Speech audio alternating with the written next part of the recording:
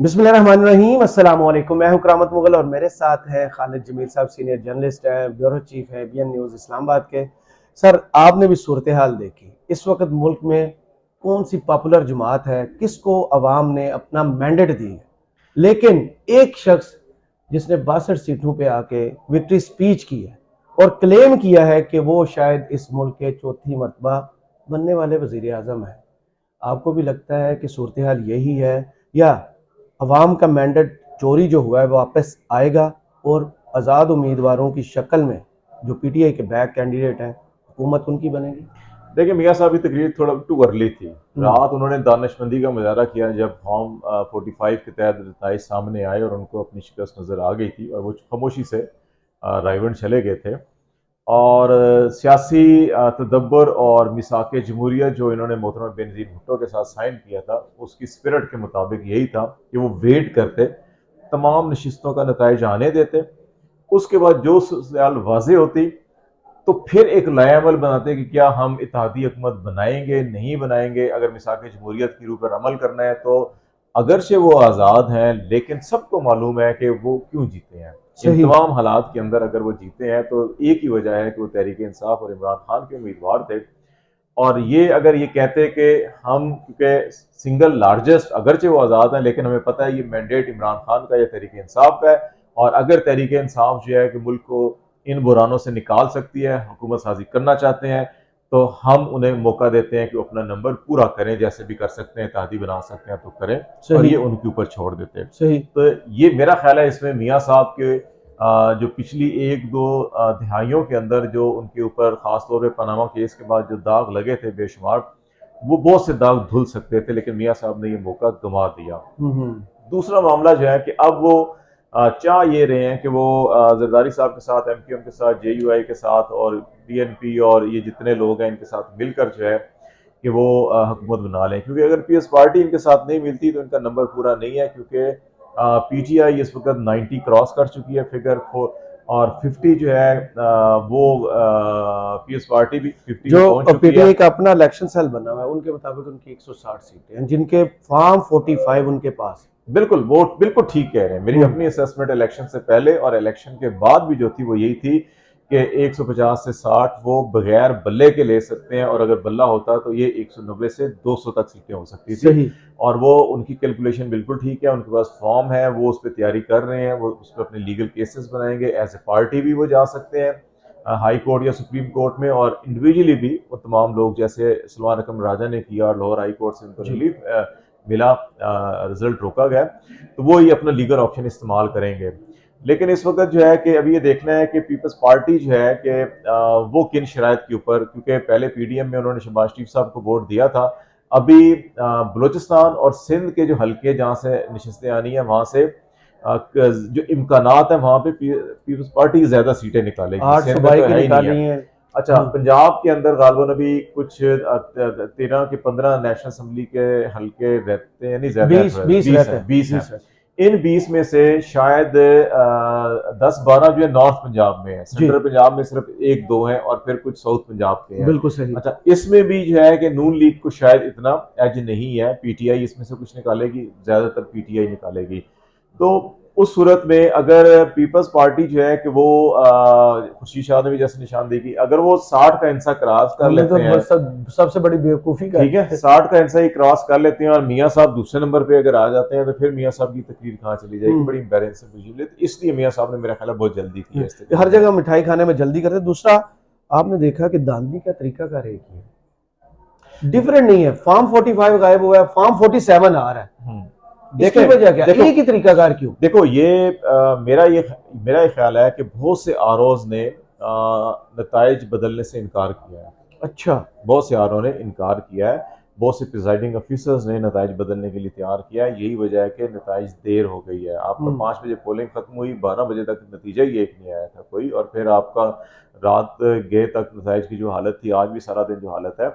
जिसके बाद आपने ये खबरें भी देखी होंगी कि पंजाब के अंदर जो है कि चीफ सेक्रेटरी राय जी ने कहा है कि अच्छा हम नहीं, इलेक्शन कमीशन खुद ही डायरेक्ट कर रहे, आरओ जारी नहीं करेंगे, और फिर आप देख रहे हैं कि इलेक्शन कमीशन जारी कर रहे हैं, आरओ तो नहीं नताइज जारी करें, नताइज तो इलेक्शन कमीशन जारी कर कुछ रहा है। मिसिंग भी हो गए। ठीक है, तो ये बड़ी अफसोसनाक सूरत हाल है, और यही वजह है कि जब ये चैलेंज होंगे तो कई आरओ तो कह देंगे हमने तो दिया ही नहीं है। हाँ, ये रिजल्ट अगर वो हमने कह दिया। देते हैं तो फिर फॉर्म पर फॉन्ट एक किस्म का नहीं है, लीगल डॉक्यूमेंट है 45 बेसिक डॉक्यूमेंट है इलेक्शन का। और अगर वो किसी के पास अगर 390 पोलिंग स्टेशन है और उसके पास अगर 380 का 385 का रिजल्ट पड़ा हुआ है, मुस्तनद है, तस्दीक शुदा है, तमाम फ्री कैन के साइन है उसके ऊपर, और आखिरी 5 के अंदर कैसे 30-40 हजार की लीड जो है खत्म हो गया तो दोबारा बैरिस्टर गौहर ने जो 20-25 सर बदल ट्वीट जाए। किया ना, उन्होंने यही कहा कि अपने फॉर्म 40 बल्कि शेर अफजल मरवत साहब ने फॉर्म 45 अपने संभाल के और छुपा के भी रखे हाँ महफूज कि ये ना हो कि आपके फॉर्म भी चोरी हो जाए। तो सिचुएशन तो यहाँ तक पहुंची हुई है। यही ना, तो वो केसेस करेंगे और इनमें से मेरा ख्याल है कि बहुत से लोग वापस असेंबली में आ सकते हैं। और ये भी हो सकता है कि आपने बल्ले के निशान के हवाले से रिव्यू पिटीशन भी की हुई है और जजेस 13 फरवरी को वो सुप्रीम भी है। कोर्ट जजमेंट एंड ऑर्डर वो जो रिव्यू वाला था एक्ट जी। था उसके तहत तो बड़ा बेंच बनना है, वही 3 जज होने नहीं है। 5 का बनेगा, ये ठीक है, 7 का अगर बनेगा। वो वापस कर देते हैं इनकी हैसियत और रिजर्व सीट भी इनके पास आ जाती है, तो अगर ये अभी 100 के करीब अगर अभी ये 100 का हिस्सा क्रॉस कर लेते हैं और फिर उसके बाद उस जजमेंट में और पिटीशन के नतीजे में ये 35-40 सीटें भी ले जाते हैं, हुकूमत सिंपल मेजॉरिटी बढ़ गई। सही, ठीक है, बिल्कुल तो ऐसे ये अभी इम्कानात हैं। इसलिए मियां साहब ने बहुत जल्दी मियां साहब ने लिया। सर सेंटर में क्लेम नहीं किया, पंजाब में क्लेम कर लिया। पंजाब में देखें ना, अभी तक जो रिजल्ट्स आए हैं उनमें से गालबन 20 रिजल्ट बाकी हैं, 123 दोनों के हैं। 126 इंडिपेंडेंट, 123 उनकी। हाँ, अभी ये जो मैंने पहले देखा था 123 जी, 123 जी। वहां पर जो है कि ये मियां साहब ये उम्मीद कर रहे हैं कि इंडिपेंडेंट को रिजर्व सीट नहीं मिली, रिजर्व सीट सारियां सानू मिल गई। सारे मर जान दे। मीर भी क्या सादा है? बिल्कुल सही। कल हमने खबर एक ब्रेक की एबीएन न्यूज पर कि अडयाला जेल पर एक वीआईपी मूवमेंट है। क्या कोई इतलात है इमरान खान साहब को हुकूमत में शामिल करने के लिए, किसी पार्टी के साथ इत्तेहादी बनाने के लिए राब्ते हुए? देखिए, मेरा ख्याल है कि ये सारे नताइज आवाम को बाद में पता चले, लेकिन जितने स्टेक होल्डर्स हैं उनको पहले पता चल जाते हैं। सही। और पल्स सबको पता था। मेरा ख्याल है कि इस किस्म की चीज़ों के ऊपर गौर किया गया। पहले भी खान साहब को 3 कंडीशंस ऑलरेडी पब्लिक हो चुकी हैं। खान साहब ने खुद भी बोला, बुशरा बीबी ने भी बोला कि इनडायरेक्टली मैसेज आया था। रात गई भी जो पिंडी से अडयाला जेल तक जो रोड है उसके ऊपर सिक्योरिटी हाई अलर्ट था, प्रोटोकॉल लगा हुआ था और इस किस्म की मूवमेंट हुई है और एक से ज़्यादा बार हुई है।